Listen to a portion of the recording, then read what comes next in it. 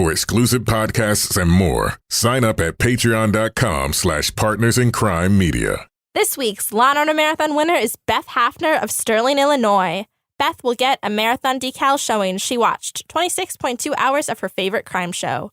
To be next week's winner, sign up at lawandorderpodcast.com. I'm Kevin Flynn with Rebecca Lavoie and Simone Paget.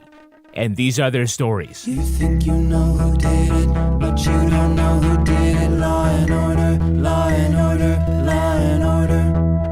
It's no ordinary police procedural, baby. It's the FNOG of police procedurals, baby. Law and order, law and order, law and order, law and order. These are their stories, these are their stories. Welcome to These Are Their Stories, the podcast about network TV's most enduring crime franchise and the real-life cases that inspired their shows. I'm Kevin Flynn. Each podcast will break down an episode from either Criminal Intent, SVU, or Original Recipe. And today we're looking at Special Victims Unit Season 7, Episode 14, Taboo. She was raped. No. She had just given birth, but didn't have a newborn to show for it. They called the cops. This nutcase is a serial baby killer. Joining me to do just that is true crime author and the host of Crime Writers On and Netflix's You Can't Make This Up podcasts, Rebecca Lavoie. Hello, Rebecca. Thanks for having me on to talk about this not at all creepy episode, Kevin. Well, that does not narrow it down. This one. Not this one. And rounding out our panel is our special guest from the We're Never Doing This Again podcast. It's Simone Paget. Hello, Simone. Hi, thanks for having me on. Yeah, thanks for coming back. You have created a new podcast. It has to do with dating disasters. What is a sign that you're on a really bad date? If the gentleman or other gender person starts rapping to you at a Vietnamese restaurant. That was in our last episode. So non-consensual rapping, that's a sign of a bad date. Yeah, non-consensual freestyle raps for sure. Is there a special unit for that in the police department on the west coast of Canada? There should be. Was he rapping about like the Vietnamese entrees or? No, it was just a lot of like expletives, and he was kind of like a mumble rapper. So yeah, it was just a lot of swearing, and it was a very small restaurant, and people looked very uncomfortable, myself included. You know what Ice-T would say about that? What? That's messed up. That's messed up, yeah. Simone, of all the franchises, which two cops are your favorite detective team? Favorite Law and Order detective team? Probably Stabler and Benson, just because I feel like I've seen the most SVU episodes. Yeah, I think that's a comfortable pick. Yeah. I don't know if Stabler would start rapping in a Chinese restaurant. Vietnamese, anything. Yeah. He might start yelling. In a pizzeria? He'd start yelling. And tell us, who is your favorite prosecutorial team? Favorite Law and Order District Attorney Prosecutorial Team? Well, it used to be Cabot, but then I saw an episode recently where it kind of jumped the shark, and she was helping people escape or kidnap their own kids or something, and I was like, I don't know where that came from. So yeah, it was sort of a more latter day episode, right? Yeah. Where she like came out of nowhere, and like Olivia Benson's like, "You can't do this." And she's like, "Watch me. I'm off the grid now. The legal grid." The legal grid. I'll fake my death again. So I guess I'm just going to say Carisi because I've been watching a lot of Carisi episodes. So yeah. I love him. He's like my new favorite now, too. I love him so much. He's really grown into the vest. All right, now let's take a look at the first half of this episode. Special Victims Unit, Season 7, Episode 14, Taboo. Just a reminder, we're going to be talking about fictional detectives investigating fictional crimes committed by fictional people. So if you still find that especially heinous, you may want to listen to one of our other episodes. You mean against fictional babies? Is that what you're trying to get to there? Well, some dogs have all the luck. Little Angel has found himself a placenta to play with. That leads some Good Samaritans to a garbage pile where they find a newborn boy in a trash bag. Baby was stuffed in a bag with these old clothes and sheets. The box was meant to be his coffin. Any identifying marks on it? No, placenta must have been wrapped in that. Sheets that she gave birth on. A lot of blood. Yeah, stains are probably amniotic fluid. A low thread count, but nice stitching on the border. Color's taupe. The umbilical cord was closed off with a bag clip from a fancy coffee shop. That's where Olivia arrests the woman who only thinks she's pregnant. The t-shirt the infant boy was wrapped in was a drinking prize at a bar near Manhattan Institute of Technology. And the winner says she lent it to her old roommate, Ella Christensen. In her dorm, Benson finds coffee clips and bed sheets that match those from the dump site. Ella denies having been pregnant and leaving the baby in the garbage, but Elliot says, "No, you're the garbage!" before being sent home by Cragen so he can have visitation with his kids. Novak says there's not enough solid evidence to get a warrant, and Finn and Munch can't track down the baby's father. Ella wants to leave, but she passes out nearly dead from sepsis. At the hospital, she tells Liv the child was a product of rape, and she had no idea she was pregnant until the baby busted through her vag like the Kool-Aid Man. Headlines about the case attract attention from a New Jersey hospital where the staff remembers Ella from the year before. She'd given birth to a stillborn baby that she also dumped in the trash. All right, so it starts off with this little dog running with something bloody in its mouth. Angel! Angel, come back here! Angel! And it looks like a cartoon dog running from the butcher with a string of sausage links. And so the other person says, "That looks like afterbirth." She just had puppies? No. Well, I've had 3 kids, I'm pretty sure. That's human. Yes. "What, did you give him in a bathtub so you can examine it later?" I got to tell you, I've had 2 kids, and I would not know. Yeah. I wouldn't know. I wouldn't know. She sounds like one of those people that have been holding on to this bit of trivia for just such the occasion, right? Yeah. And then she's like, yeah, people freeze them and bury them under trees. I'm like, this is like the weirdest. I mean, it's already weird that the dog found a placenta, but yeah. This is a woman who definitely reads Goop. Oh, 100%. She was an early investor. Yeah. By the way, do you think any person in New York would come across a dog chewing on something that came inside a human body and wouldn't just keep on walking? Nope. Not today, devil. I'll tell you something. I would not let my dog then pursue more of it, as this dog owner did. Yeah. Let's find more. Like our dogs, Kevin, I walk with them every morning, as you know, in the woods. Sometimes one of them comes back from the woods with like a disgusting deer spine or some bullshit like in its mouth, right?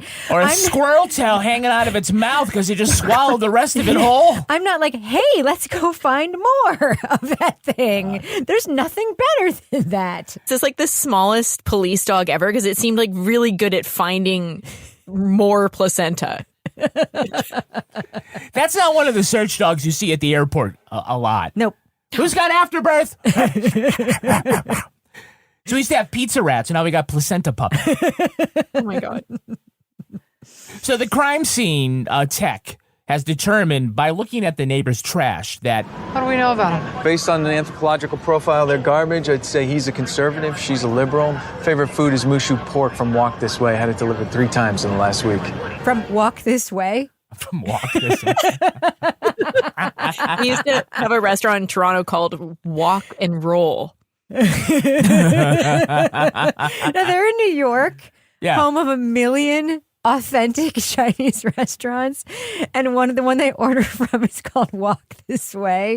It is the best. It is the best. Why do you keep ordering the same carton of fried pork 3 times the same week? Because he's conservative. By the way, how did you know it just didn't get 3 all at once? They had a little party. How does he know what political affiliation? Like, was one of the pork pieces wrapped in like a Bernie Sanders pamphlet, and one was like I don't know, like a Trump poster? This would have been like the George Bush 2 bike era, like, you know, McCain fortune cookie like situation. Like, what was going on in this era of politics? It's like, you know, there was a subscription to American Conservative or something like that. You know, American Prospector. The other one was, you know, goop or... Yeah, this is back in the day when a conservative and a liberal could live together. That's right. This is so quaint. That's right. They had like a budget to have police being like, after an anthropological read of the garbage. Like, why? Garbage anthropologists? Okay. Yeah. You don't have enough to do, crime scene tech, if you're like, wait a sec here.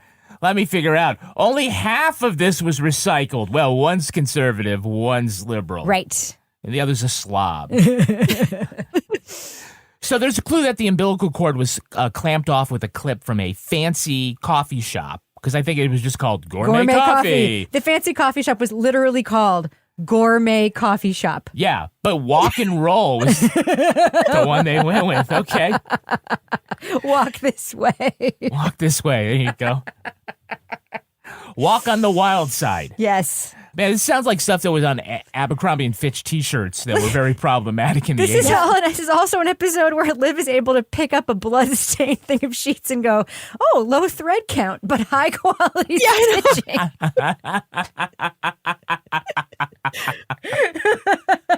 Thank you, former Bed Bath & Beyond employee. What the hell?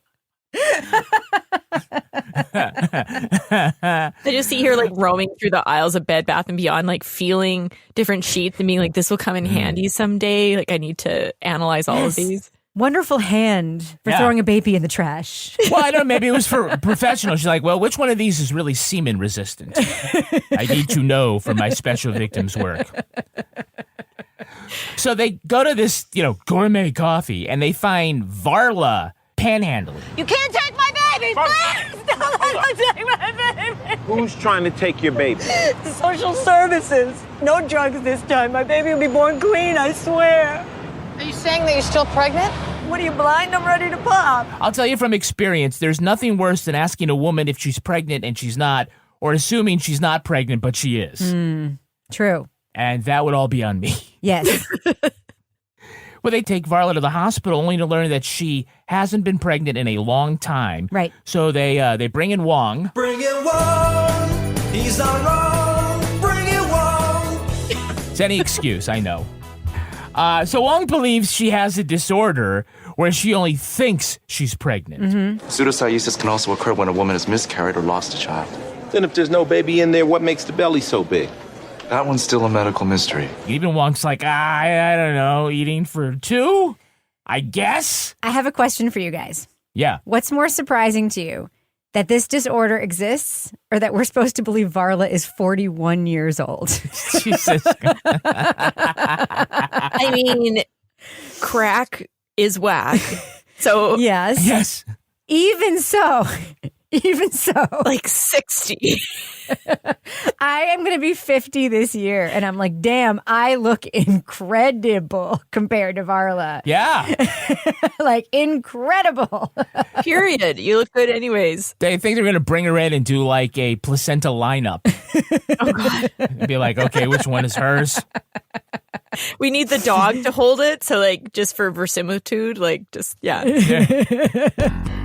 All right, we've got a couple of Hey, It's That Girls. Mm-hmm. Hey, it's that girl. Who is playing Ella Christensen? No one gave birth in my dorm room. I don't even know anyone that's been pregnant. Don't know? That's Skylar Fisk. She is the daughter of Sissy Spacek. Shut up. That's why she looks like Sissy Spacek. Yes. Yeah. That explains that. That does explain that. Because a couple of times I was like, wow, she looks a little bit like Sissy Spacek and she's really good. But that explains that. That's why. Completely explains it. Wow.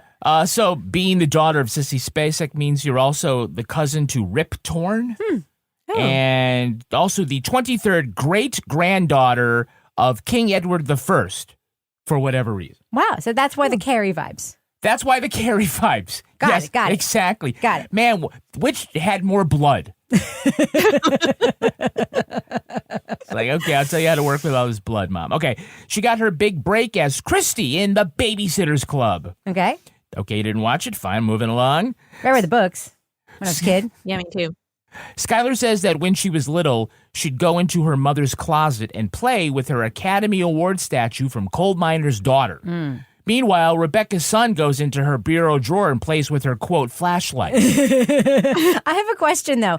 If your mother is Sissy Spacek, why isn't she going by Skylar Spacek? Because I would, like, totally Nepo baby that shit. I want to be taken seriously from my own. I would be taken seriously if my last name were Spacek, way more than my last name or whatever the hell her last name is. Come on. Nepo baby that.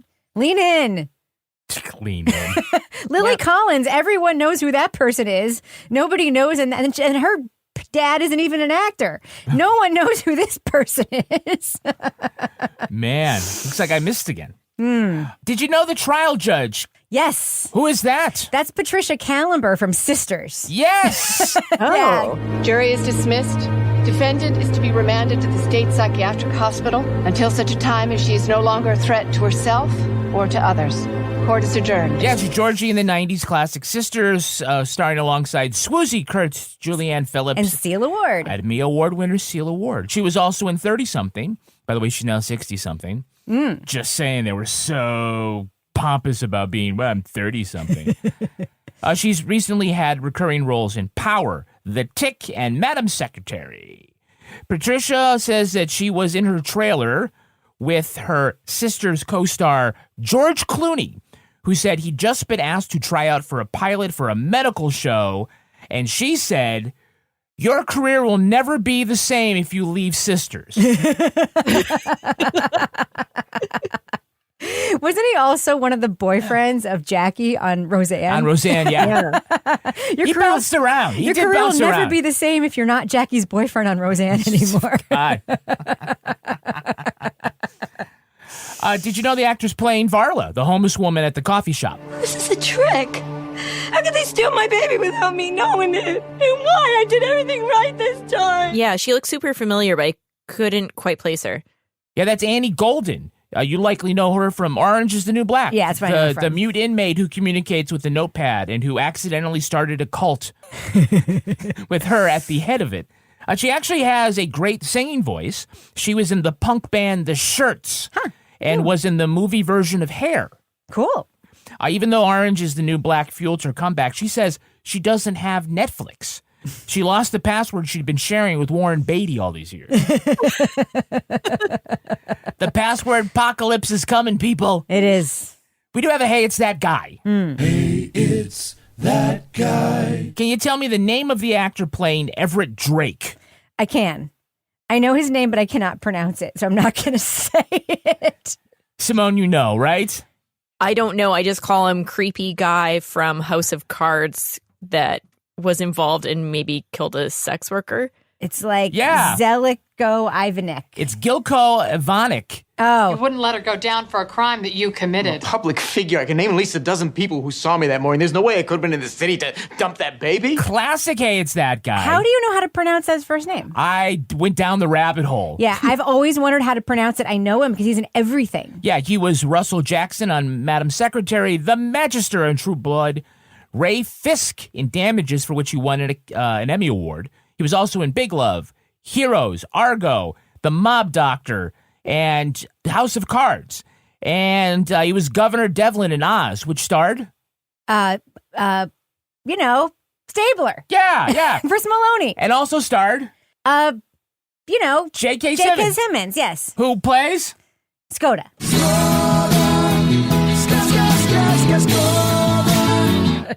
Yeah, so his big break was as prosecutor Ed Danvers on Homicide, but he did not cross paths with Munch, who was also a character on that show. He's Slovenian, and his name begins, I think people will recognize this, his name begins with a Z. Yes. But it has the Karen accent on top of it. Yes. So usually in the early days, it was just in the credits on the screen, it was just a regular Z, but the SAG union got involved and ordered that his name be displayed with the proper punctuation. Great. Thus introducing Hollywood to Windows dingbat font for the first time. Yeah, he's like classic. Hey, it's that guy. You've seen him everywhere. I'm wondering if Rebecca recognized Mrs. Drake. We didn't raise her, That was Everett's first wife. They divorced when she was a baby. Mrs. Drake? No. Was she in a soap? Yeah. Soap actress Alexandra Neal, 5 Law & Order appearances. You would know her as Paige on One Life to Live. I didn't watch One Life to Live. Poppy on Ryan's Hope. Didn't watch that. And Ruby, the town slut in the soap opera Texas. Oh, never watched that one. But I do love a town slut. Who doesn't? Well, to this day, she's very politically active. Her Instagram is her work for feminist causes and a photo every year wishing her daughter happy birthday. Nice. And nothing else. Wow. That reminds me, happy birthday, Lily. So who's playing attorney Morty Berg? Oh, that guy. That guy. Another hates that guy. Dunno. My client was never charged with that crime. In fact, there was no crime. That fetus was stillborn. That's Michael Lerner, Oscar nominee for Barton Fink, the worst best movie recommended by our college-age son. Oh, my God, that fucking movie. Oh, my God. It's his arty thing. It's beautiful. It's in black and white. It's horrible. It was the dullest It's thing. a You've seen Coen this, Simone, Brothers right? movie. It is horrible. Horrible movie. Horrible. Yeah, I haven't seen it. I think because I just intuitively knew it was not going to be good. It's not. Yeah, it's not dinner and it's not dinner and a movie night thing. You would be happier getting someone rapping at you in a Vietnamese restaurant Yes. than sitting through this movie. There are literally scenes where wallpaper peels. There are literally whole fucking scenes. Tube coming through, yeah. That could be a bad date as well, where you're noticing those things. He passed away in April from brain seizures. His nephew is Sam Lerner, who plays Jeff on the ABC hit The Goldbergs. Lerner got fired from the kosher deli that his uncle owned in Brighton Beach because he kept screwing up the triple-decker sandwiches. Okay. He kept confusing the Zero Mostel with the Red Button sandwich. Really? Yeah, it's what he told Terry Gross on Fresh Air. Yeah. Okay. So I'm wondering if you spotted the actress playing Heather, the college roommate who won the T-shirt at the drinking contest only to have Ella borrow it and blast her afterbirth all over it. No. I don't want to think about how many brain cells I had to kill to win that moronic shirt. It didn't even fit me. Well, that actress is Greta Lee. Streaming service subscribers will know her as Maxine, the friend whose party keeps occurring in an infinite time loop in the Netflix sci-fi show Russian Doll. Oh, really? And as the replacement news director Stella Back in Apple TV's The Morning Show. Okay. Right now, she is getting huge buzz for the film that just came out the past week called Past Lives. The New York Times calls it a career-making performance. Okay. And this SVU appearance is a career-starting performance. But Simone, you spotted somebody in the opening scene? Yes, the woman walking the dog plays the local journalist on Parks and Rec. Angel! Come back here! I made it! Angel! Oh. The local journalist. Okay. The actress is Alison Becker in a guest appearance as the Pawnee Journal reporter Shauna Malway-Tweep. What was the last name? Malway-Tweep? Malway-Tweep. Good eyes. I did not find her. But I'm wondering if you noticed who was playing the New Jersey detective with no follow-up skills. No. The most I could have gotten her on is illegal disposal of a corpse, a misdemeanor, and her first offense. All right, that's Jack Mulcahy. He was best known for his role in Porky's. Oh, Porky's. You've seen Porky's, right? Sure have. Yeah. Let's see. Jack has appeared recently in an ad for Valtrex because somebody had to. Someone had herpes, and it may as well have been that guy. That's right. Got it from Porky's. Listen, everybody who ever has herpes or takes Valtrex, the one thing they always say is, 80% of people have herpes. Yeah. Which is exactly what somebody with herpes would say. They all got it from the town slut from Texas. Yeah.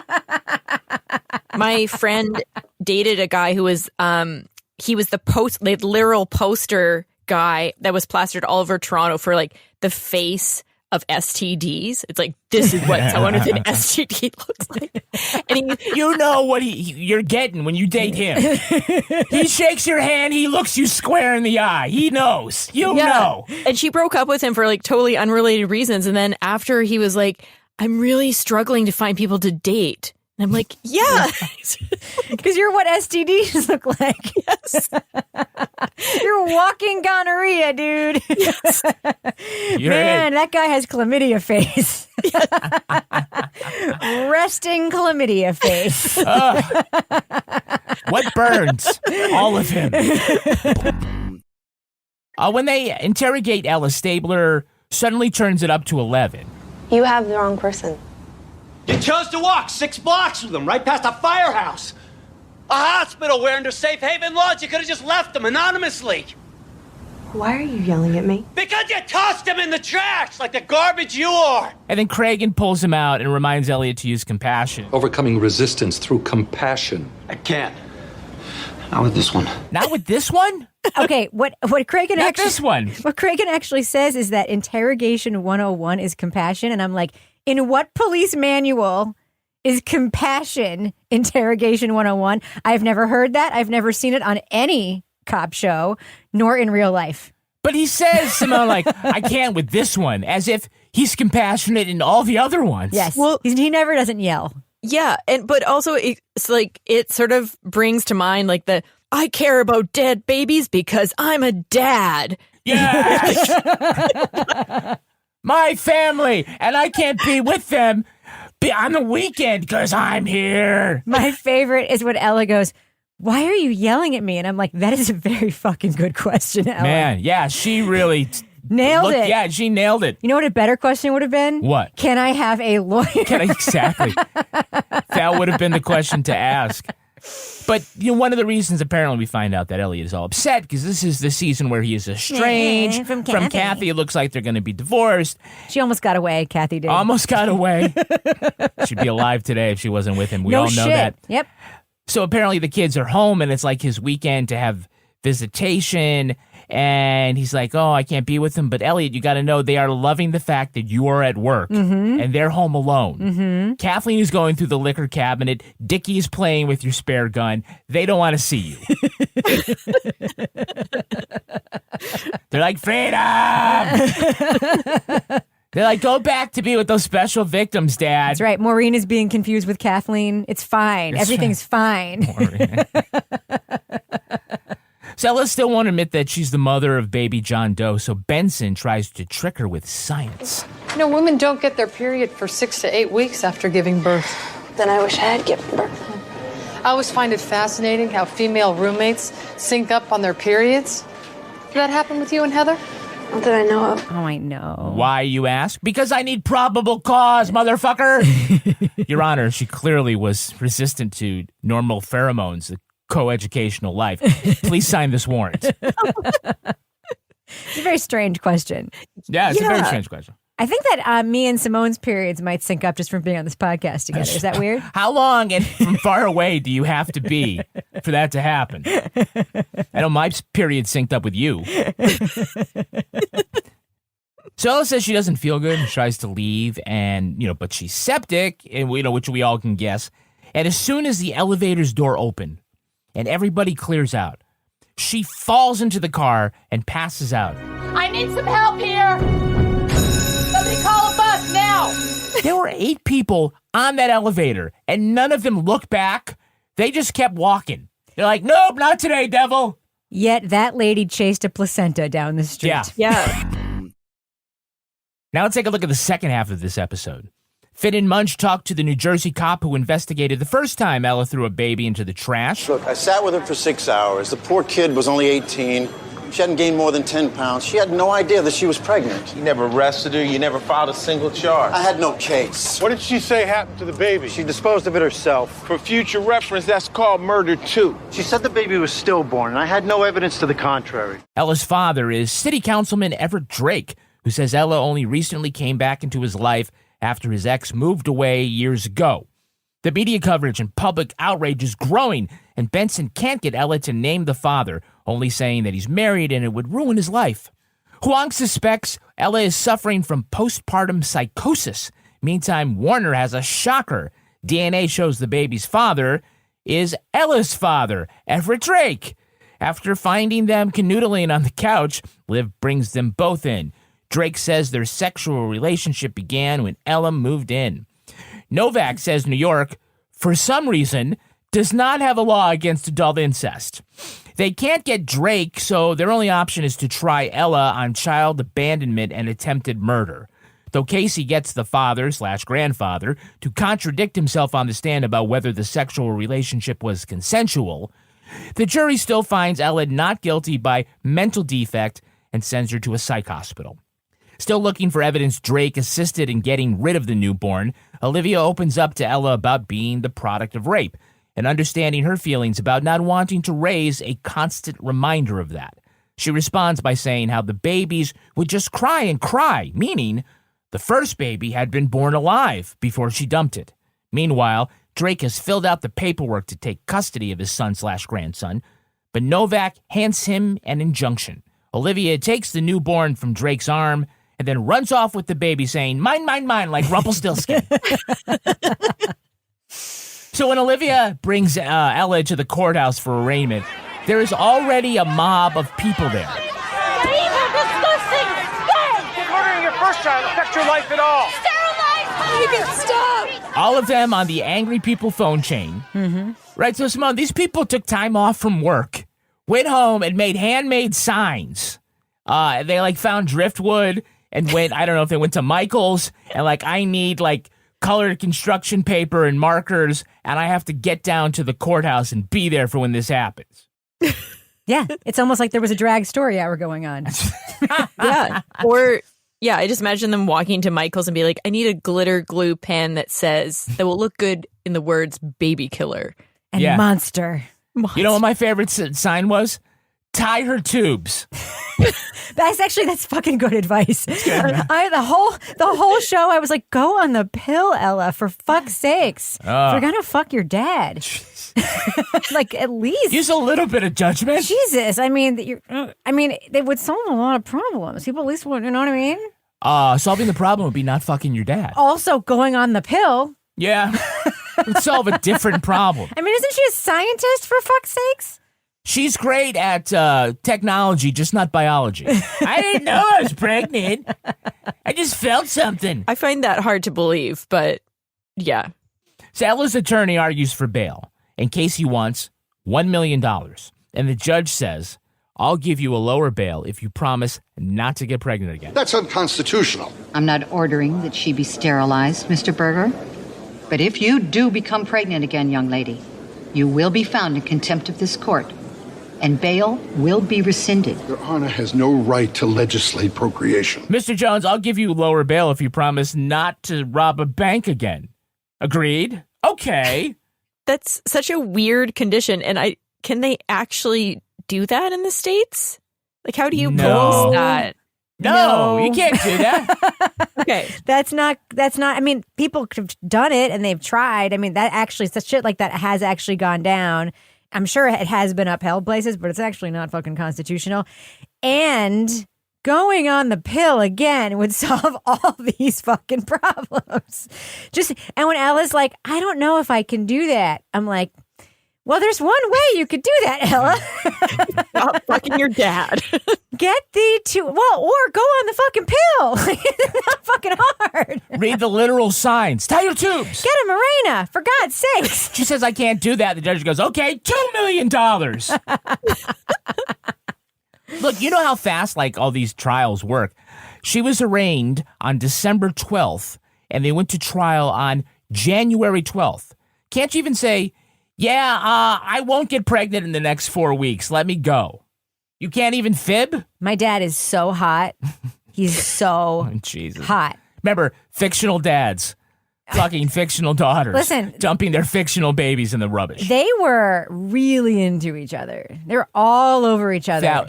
The deep stares in each other's eyes was really, really awkward. I mean, it was incredible. I mean, my favorite line is... Sorry to be rude, Mrs. Drake. I just got a little upset when I saw your husband working on a third baby to kill.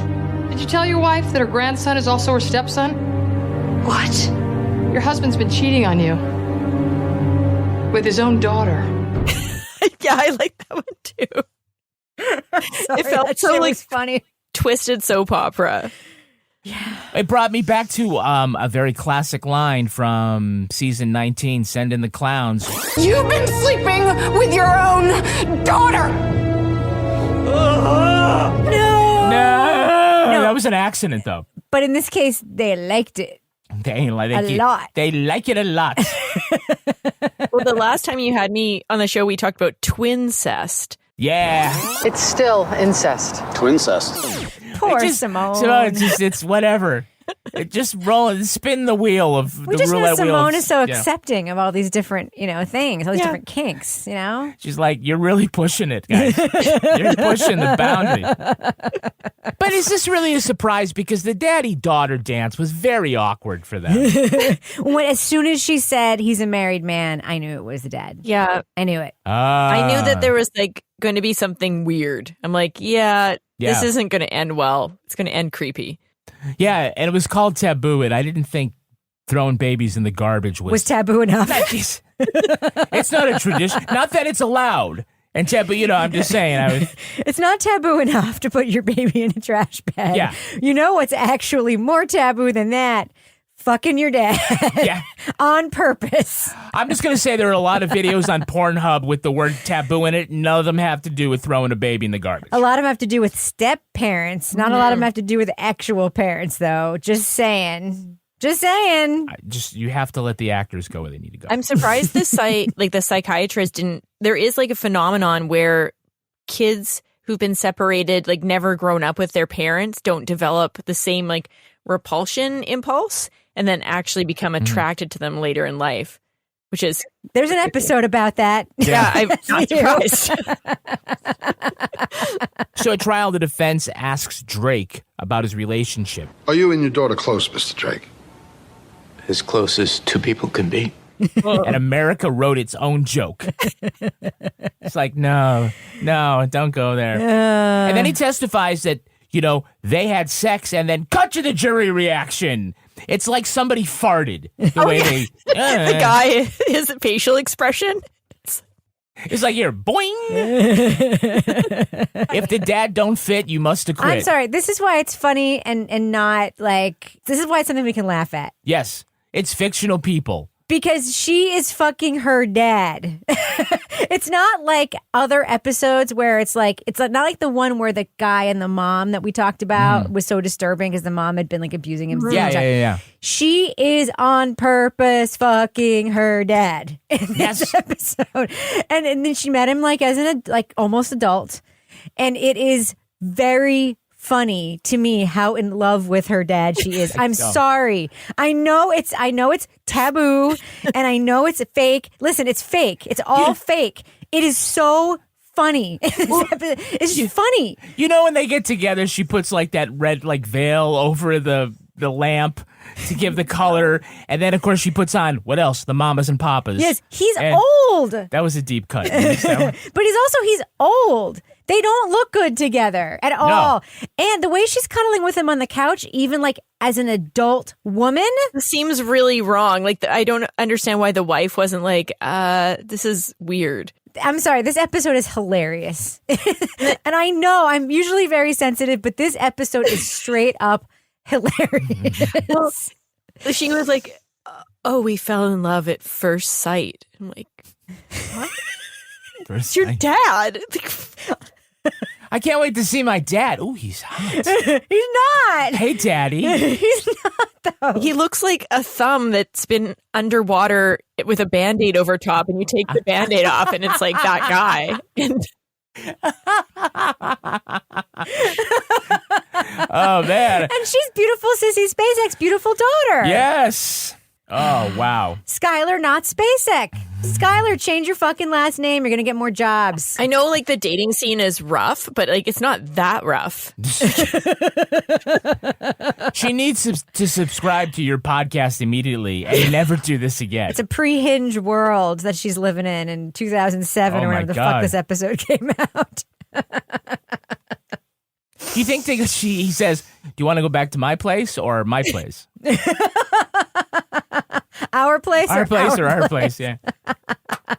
Yeah, everyone's going to think I think this episode's hilarious, but I'm forgetting about the baby being thrown in the trash. I'm not. The baby's fine, though. It's a fictional baby. The baby's fine. Again, if you are a listener of this podcast and you've been here for 6 fucking years, and if you're like, well, that's it. Also, that's the Rubicon. Also, the baby had cottage cheese very obviously all over its fucking face, and that was also very funny. It was also ginormous. Like we need to. Yeah. Yes. Let's put cottage cheese on this baby's face. Yeah. Poor baby, man. That poor baby. By the way, do you think that baby is Everett the second or Everett the third? He's both. He's both? The 23rd. Also, this is another detail that I can't wrap my head around. Why would any college student have a coffee clip? I don't think I'm in my 40s and I still don't know how to properly seal my coffee. You know who does that? Someone who also likes fucking their own dad. Yeah.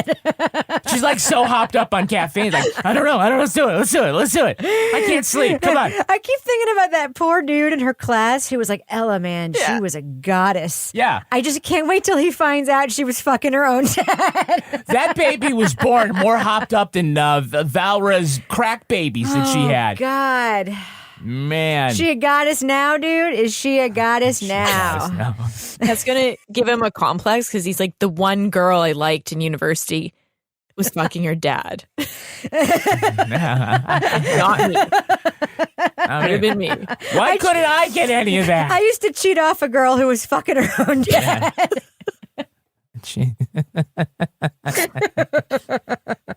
Cheating on her own mom with her dad. Oh, man. So they're Liv was like, I never knew my father either, but I didn't want to fuck him.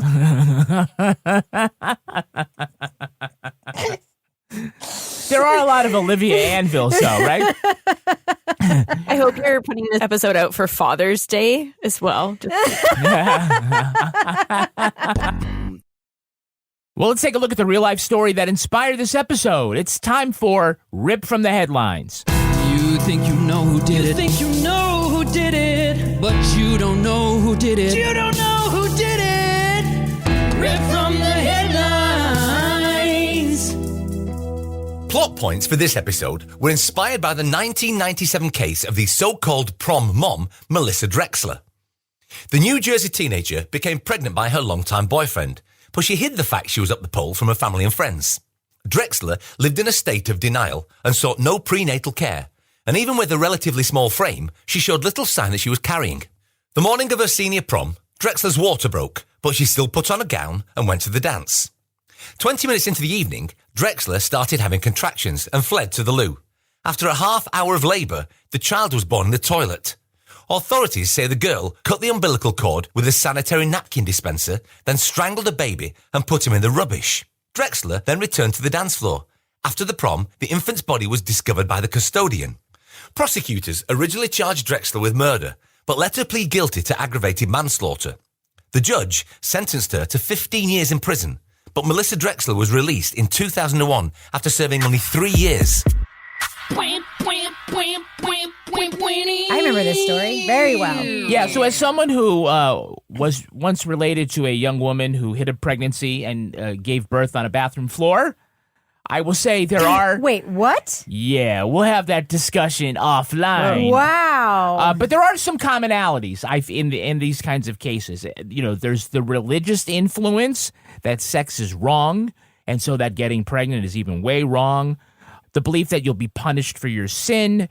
Denial is obviously a big one. And most important, I think, not having an adult in your life that you believe you can turn to and confide in. What do you think? I think people really underestimate the extent to which young people do not want to tell their parents things. Yeah. Mm-hmm. They really, really do. Kids are afraid of telling their parents the truth.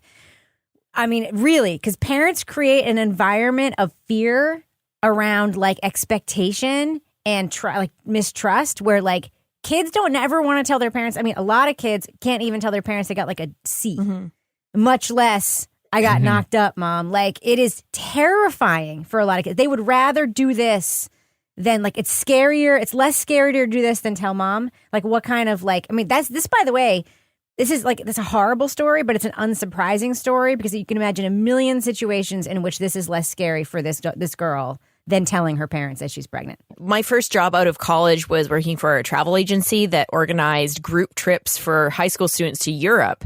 And we actually had a trip go to, I think it was Greece or Italy. And one of the kids on the tour had hid the whole time that she was pregnant and gave birth on the class trip. What? And apparently, because she'd just been wearing a lot of baggy clothes, and I guess her family, her mom was having cancer treatment or something, and she thought telling them would stress her out too much. Oh, she was Yeah, kind. but then she had the baby, and we're like, well, what's going to happen to the baby? She's like, oh, she's decided to leave it in Greece. I'm like, what? Yeah, you can't get a passport for that baby? Just left it with the class trip. My God. Yeah. What an essay, though. Yeah. Wow. Well, I worry in this moment because there are 19 states that either outright ban abortion or they do after 6 weeks. 9 states had their bans overturned in court. But there are bound to be more cases like this coming down the road, right? Yes. 100% yes. The school nurse went into the stall and saw all the blood and then found Drexler, who said, no, it was just a really bad period. What kind of Caribbean medical school did this nurse go to think this was just a heavy flow day? No shade on Caribbean medical schools. The upstairs Hollywood Medical School from the However, yeah, I mean, it looked like a Civil War battlefield amputation in that stall. I can imagine a situation where it's hard to reconcile what you're seeing. Mm-hmm. You know, you'd rather believe something that's less bad than what it probably is. Was there a knife fight at the prom? Exactly. Not to get too graphic, but women can have really like grisly periods. Yeah, they with can. Clots and yeah. Well, I guess I'm just the asshole for laughing at it. Way to be a feminist, Kevin. Yeah, I'm just going to point out it wasn't a period. So Yeah, there you it's go. true. Okay. Drexler is now married with 2 kids and said on Facebook, quote, I can't wait to have another baby. Good for her. Another baby.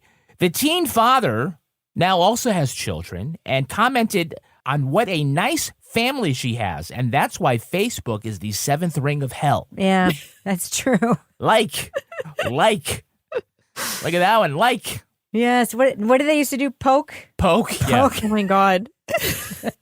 That's horrible. Okay. After giving birth, Drexler went back to the prom, ate her salad, and then hit the dance floor and asked the DJ to play, no joke, Unforgiven by Metallica. What? Yeah. First of all, that is not a dance song or a Sing a prom little. song. And Unforgiven. That is not a prom song unless maybe something horrible just happened to you in They're the like, bathroom. oh man, that's the worst thing Melissa could do at this party. Oh my God. Request Metallica. That's what they thought what the worst thing she Yeah. could do at this party was. Oh my God, that's so strange. Yeah. The DJ refused her first request, which was drop it like it's hot. Oh, That's going to do it for us. We want to thank our special guest, Simone Paget. Simone, where can our listeners follow you? You can listen to my podcast, We're Never Doing This Again, which is available wherever you can get podcasts. You can also find me on Substack. My Substack is Love, Peace, and Tacos, and it's a place where I blend my travel writing, my relationship writing, and just like stuff I'm eating and doing. Nice. Yeah. And Rebecca Lavoie, how can our listeners follow you? You can find me everywhere at Reb Lavoie. And you can track me on Twitter at Kevin P. Flynn. You can also tweet to us at Law & Order Pod or follow us on Instagram at These Are Their Stories Podcast. Our newsreader was Cy Frater. Our theme music was composed and performed by Uncanny Valleys. Content assistance from Travis Roy. Lily Flynn handles promotions. All clips in this podcast were used in compliance with the U.S. Copyrights Act fair use exemption for criticism and commentary. Go to lawandorderpodcast.com and sign up for our newsletter for a chance to be our next Law & Order Marathon winner. These Are Their Stories was recorded in the Treehouse Yoga Studio above the Mockingbird Cafe in Bay St. Louis, Mississippi studio and is a production of Partners in Crime Media.